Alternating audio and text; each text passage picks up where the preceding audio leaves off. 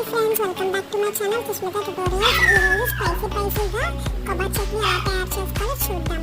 First కొలతకు ఒక glass తీసుకొని అందులోని వేపిన శనగపప్పు తీసుకోండి 2 గ్లాసెస్. ఒక గ్లాసు పొట్టు తీసిన పల్లీలు తీసుకోండి. అలాగే స్పైసీనెస్ కోసం 8 పచ్చిమిరపకాయలు తీసుకోండి.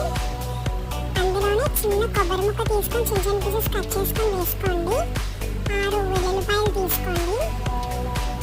1.5 స్పూన్ సాల్ట్ తీసుకోండి. ఇవన్నీ కూడా మిక్సీ జార్లో వేసుకొని మీకు చట్నీ ఏ విధంగా అయితే కావాలో ఆ విధంగా వాటర్ అయితే యాడ్ చేసుకోండి. అంత వాటర్ యాడ్ చేసుకొని మిక్సీ చేసుకోండి. పోపుకి ఎండుమిరపకాయలు, కరివేపాకు, పోపులు తీసుకోండి.